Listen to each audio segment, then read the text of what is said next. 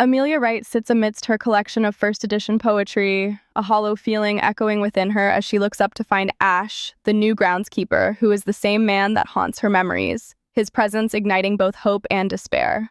As Amelia struggles with the bittersweet reality of their encounter, she feels an overwhelming urge to communicate the depth of her feelings to Ash, despite the chilling emptiness behind his once familiar gaze. In the depths of her anguish, Amelia navigates the delicate labyrinth of her borrowed memories, desperately trying to spark recognition in Ash, while his tranquil demeanor serves as a painful reminder of the love they once shared that now feels like a beautiful yet unreachable dream.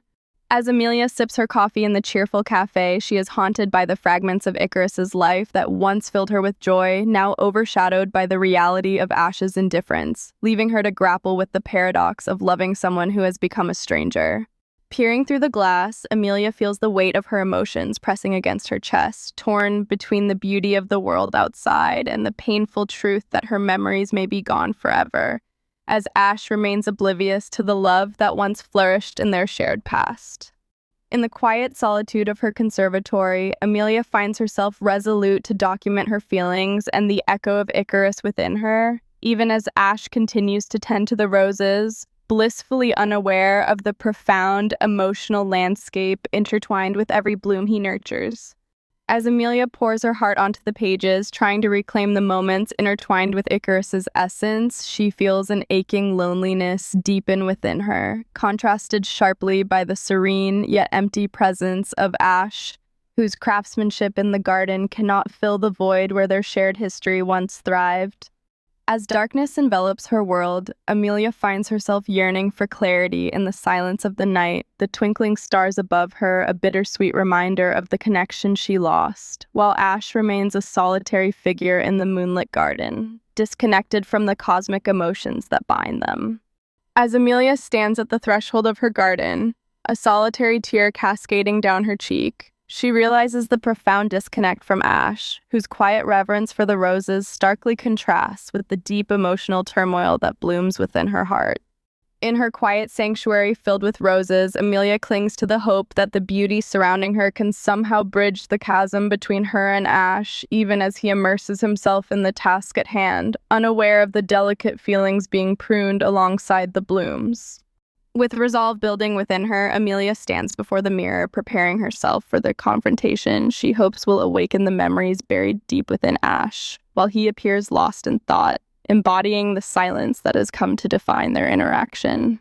As Amelia steps into the sacred space of the rose garden, her heart racing with anticipation, the moment their eyes lock encapsulates the fragile tension of their shared history, a fleeting glimmer of recognition stirring within Ash that reignites her hope. With trembling determination, Amelia extends her hand towards Ash, hoping to grasp the remnants of their connection, while he stands at a crossroads, caught between the familiarity of her presence and the unsettling void left in the wake of his erased memories. In a moment suspended in time, Amelia's hand hovers before Ash, charged with the longing to reconnect while he grapples with a burgeoning familiarity, the beauty of the roses enveloping them echoing the intricate tapestry of their shared yet fractured history. With a glimmer of hope in her eyes, Amelia gently whispers to Ash, longing for the connection they once shared, as he steps closer, caught between the echoes of a forgotten past and the reality of their current lives intertwined in an enchanted rose garden. As Amelia passionately shares a memory that once defined their bond, the vibrancy of her spirit shines through, captivating Ash and awakening a flicker of recognition within him, surrounded by the lush roses that symbolize love, loss, and the hope of rediscovery. As Amelia animatedly illustrates the depth of their shared history, her passionate gestures draw Ash in, compelling him to confront the burgeoning feelings that flutter to life within him, all amidst the enchanting beauty of the rose garden that cradles their conversation.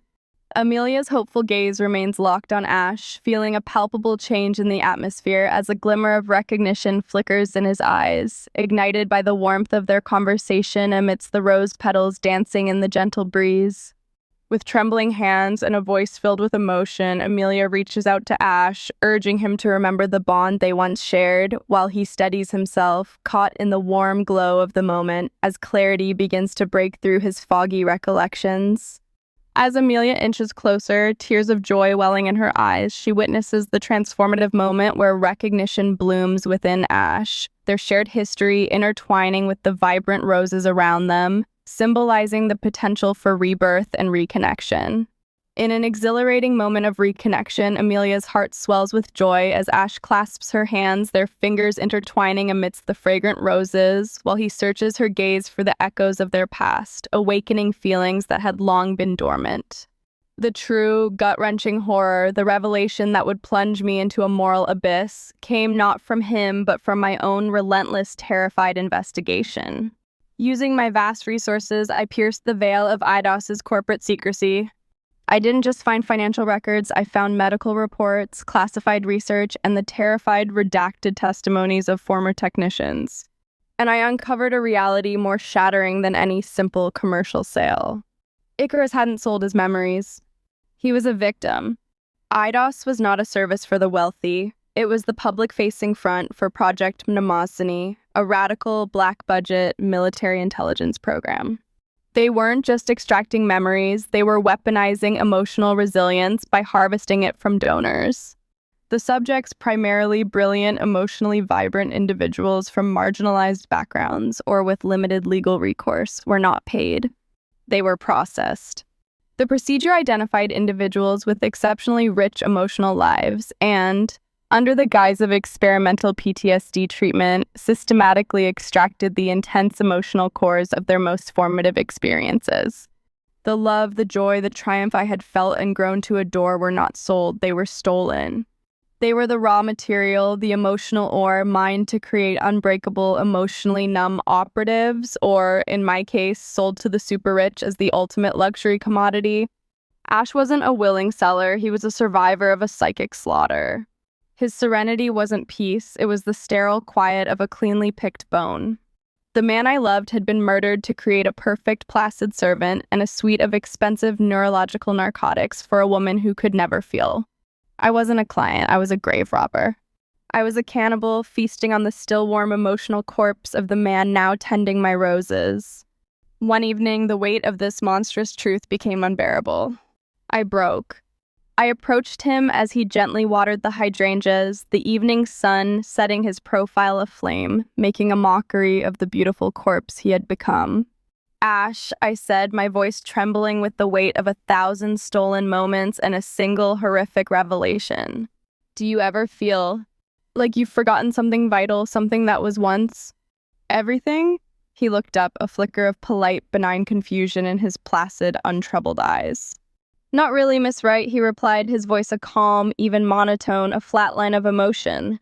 "Sometimes life is just lighter when you leave certain weights in the past. Cleaner. One must look forward." His words were the final brutal confirmation. He was a happy, empty house, all the beautiful, messy furniture of his soul carted away and sold off. I was the one imprisoned, a ghost in my own life, haunted by the vivid, screaming echoes of a man who was standing right in front of me, whole and healed in a way I could never be, because his wholeness was a lie built on the grave of the person he was meant to be. Now I watch him from my window and I understand the full soul-crushing irony of our situation. I am pathologically in love with a phantom, a composite of emotions that were violently ripped from the man who now physically embodies them. I can purchase any memory from Eidos's cold digital charnel house, but I cannot purchase a single authentic future with a man who was mutilated to create the very product I consumed. Can love be reborn, perhaps? But not from the ashes of a genocide of the self. It can only grow from new, authentic seeds planted in soil that hasn't been poisoned by such profound violation. And I am left with the most painful, unanswerable question that will haunt me until my dying day. Am I truly grieving a man, or am I mourning my own complicity in a system that destroyed him? And could he, this serene, beautiful stranger fashioned from a victim, ever learn to love the woman who paid for the knife that carved him hollow? The answer is a silence more profound than any I have ever known.